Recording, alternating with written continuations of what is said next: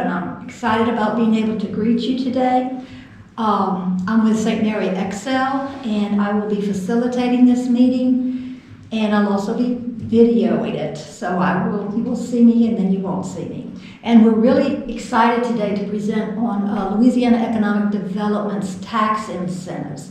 And for this presentation, I'd like to welcome our moderator for today, Mr. Evan Boudreaux, from our St. Mary Parish Economic Development Director. He will moderate and ask questions and make us go deeper.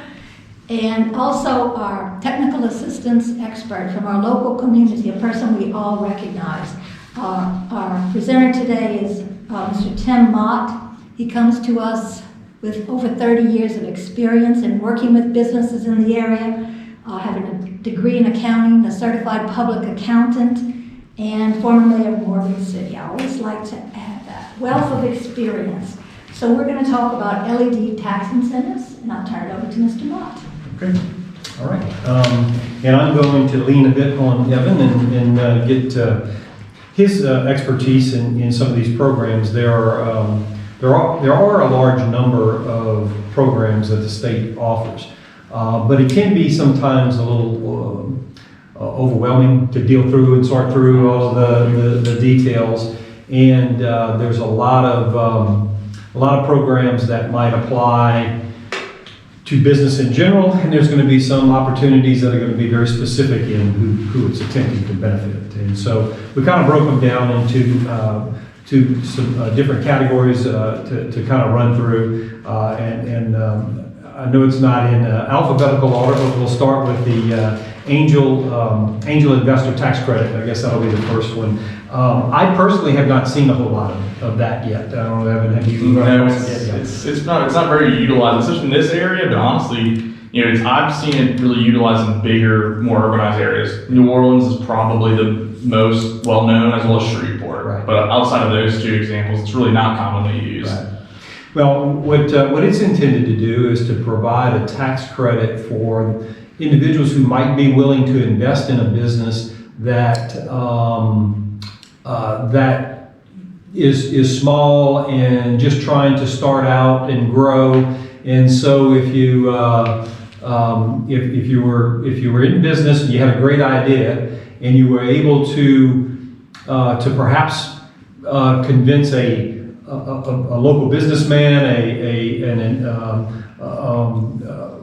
a next door neighbor, somebody along those lines who said, I'm willing to risk a little bit of my funds on your idea because I agree with you. It's a great idea. So what this program does is the business and the investor both get, they get certified, and I'm gonna use that term very loosely, but there's a process where they get approved. And if they are, the investor can earn up to a 25% tax credit, or 25% of his investment tax credit by investing in these certified businesses.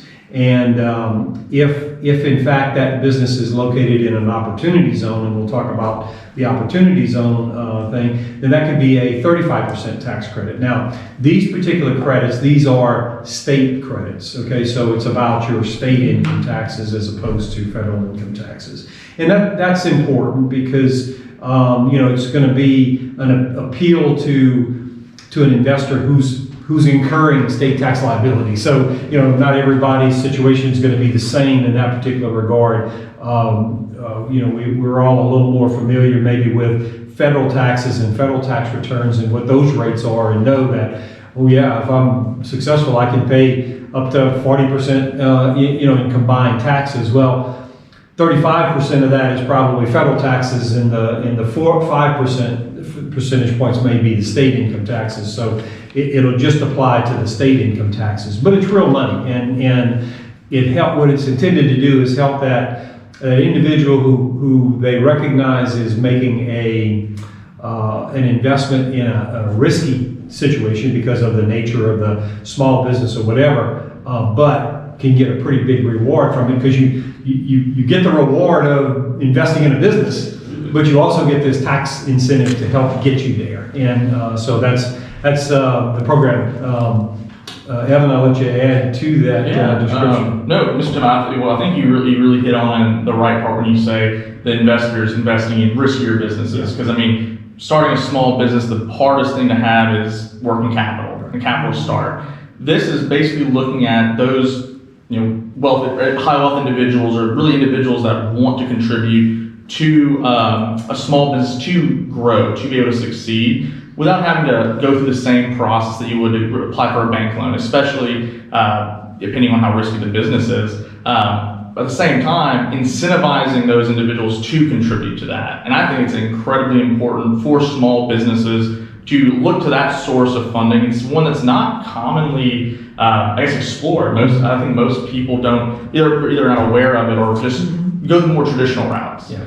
But like Mr. Tim said, actually pretty much hit on exactly what it is. And for example, some of the uses that you could do for it are like working capital, research and development, capital improvements to your location. And those are all eligible uses of the funds for the business owner to use. Yeah, I was thinking if you had I'm going to give you an example of one that could, of a business circumstance. And we'll probably refer to this one on more than one occasion. But you can have a successful business. It wasn't like, I need money because I've lost a bunch of money, therefore I need somebody to inject in my business. You could be very successful, but not be putting cash in the bank account because, one, everything you're making has to be reinvested in inventory. Perhaps you had to go out and invest in a significant piece of equipment to complete a process that then allows you to sell it. Well, you're making profit, but the profit isn't showing up in your cash account, and instead it's going back into inventory and so forth. And perhaps that's keeping you from accepting this big order that's out there that you can fulfill if you just have the capital to do that. So, first off, somebody says, well, my business needs money. My antenna would go up and say, okay, well, first let me see if you're making a profit. Absolutely. You certainly could be, but still not have the cash that you need to grow your business. And so that's where an angel investor perhaps could come in and help you get over the hump. Maybe there's a big federal contract out there or a big state government contract out there that you're doing that service and you're doing it on a much smaller scale, but hey, I can ramp my business up, hire people and do this. That's the kind of opportunity that maybe this would do. Now the trick is going to be to find the angel investors, and that's something that I'm going to point over to you, something that the Economic Development Office. While I'm not saying that they have a list of those types of individuals, but perhaps that's something they could assist with in trying to find those types of arrangements that can be made. And it would only take one success. A small town. One success like that would then, perhaps lead to a lot of other opportunities. Absolutely, and actually, that's a great point, because one thing that when I was appointed, what I really like to see started here are an angel investor group, and I've seen similar to those in other areas, and I would probably say the best case study would be in North Louisiana. I think it was either Shreveport or it might even just be in Caddo. That's actually how their economic development started, as an angel investor group. And if you see kind of from where they started to where they are now, the whole organization is essentially an angel investor group. Right. So that's like you said, all you need is one success, and you can see what you stand to gain. Right. No, and I can certainly see that. The other way to mitigate that risk is, okay, let's three of us get together and be angels. So then instead of investing in one particular business that might or might not work, we can spread that benefit out over several businesses. Absolutely. And if one works and one doesn't work as well, we've not over risked our situation. Oh, absolutely. If there's such a word as risk. Exactly. And then I think too, more on the more altruistic side. What I like about the angel investors, it's really looking in your community, those people who not only have the ability to contribute, but it's saying we're not only investing in another business, we're investing in the community. We want to see that business succeed and thrive. Right. And we look at new businesses, whether new businesses are going to be attracted to a place because of an angel investor group at all. Well, if they can see that the business community or that individuals are supporting the current business climate, they're more inclined to come. Yeah. And I think that sends a much larger message as well. Right. So I definitely think this is a great program that isn't highly utilized.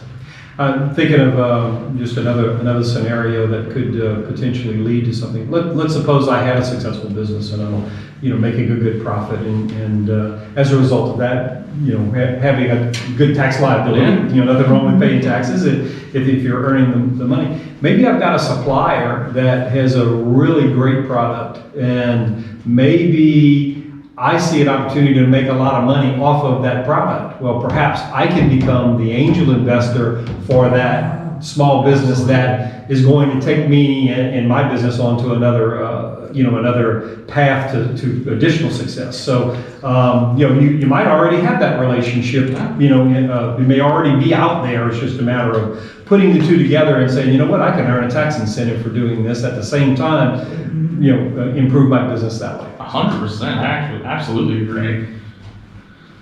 All right. The next one is the enterprise zones, and enterprise zones have been around a good while. We've certainly heard those.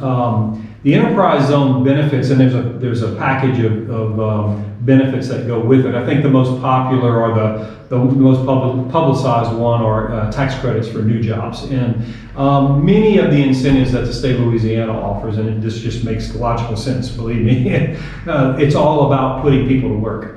And so in a lot of these programs, it's going to be, hey, what is my, how many jobs am I adding, and what is my ability to maintain or sustain those jobs? And so enterprise zones offer credits for new jobs created.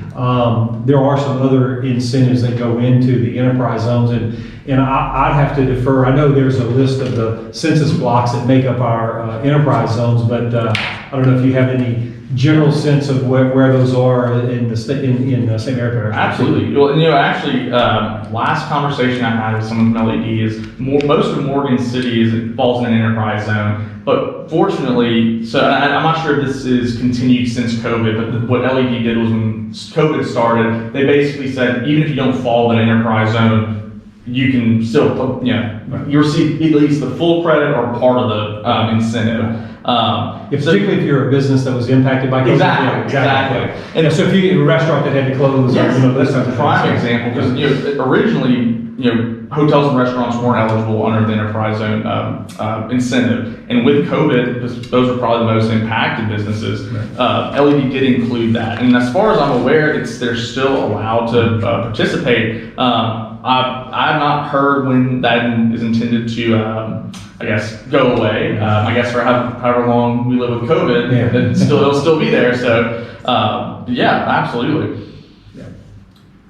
Don't know if I needed to add anything else to that. That one is like I said, it's been around a long time.